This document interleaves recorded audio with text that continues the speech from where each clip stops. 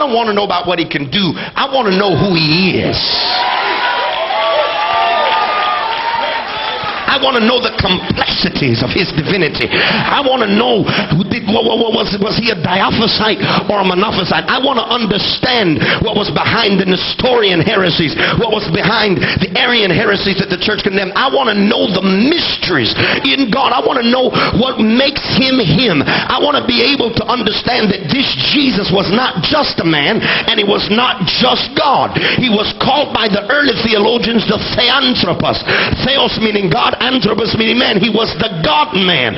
See, folks, just some of you don't want to know him as the God-man. You just want to know him as a provider. You just want to know him as a healer. You just want to know him as a deliverer. But I want to know the complexities that lie behind him that caused the fathers, Athanasius, to say he was light of light, very God of very God, begotten and not made, of one essence with the Father.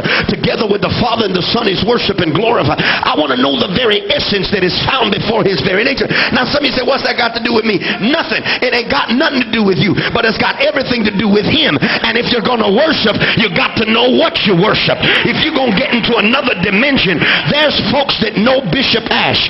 When you see the robes and the vestments, you can only get so close. I got staff trained to keep some of you crazy folks away from me. I don't want you to get close because I'm not ready to enter into that level, but I got other folks who see me without my robes. They know the foods that I like. They know the cologne that I like. They know that I'm late everywhere. I don't show up nowhere on time. That's just the way I am. And they begin to understand the complexities that are behind me. That doesn't belong to the majority. That belongs to the minority. And those people I call my friend because they have invested in knowing me beyond the public me, in knowing me beyond the person that they want to know because I'm a position, because I got some weight, because I got some clout, because I preached in some big conferences, because I'm selling some tapes. But there are some folks who say, I got people who say, listen, your conference don't impress me, your title don't impress me, your ring don't impress me, your cross don't impress me. I've got a covenant friendship with you beyond that. And there's a point where God, you don't have to give me another house, you ain't got to give me another dime,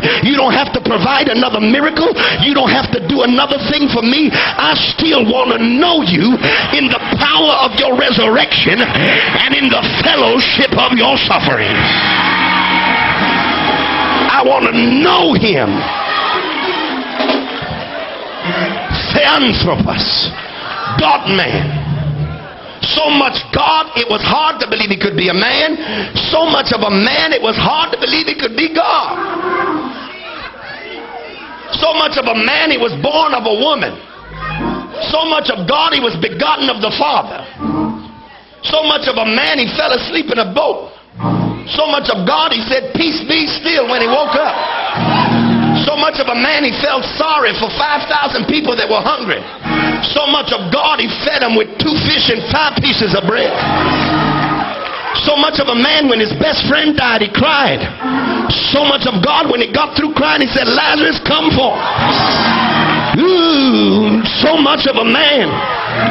He was mad that his mama was always nagging him. So much of God, when he got through telling his mama, leave me alone, he said, bring me some empty vessels and turn water to wine. So much of a man, he could die on a cross. So much of God, he got him own self up by his own power.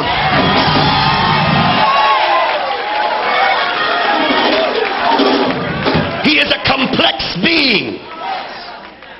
And as long as we are just trying to get blessed, we will never truly be able to appreciate the God of the universe, the sovereign ruler of all that has been created, the maker of heaven and earth, of all things visible and invisible. I want to know him beyond what he does for me. Sit down, I'm going to preach in a minute. I'm almost finished with my introduction.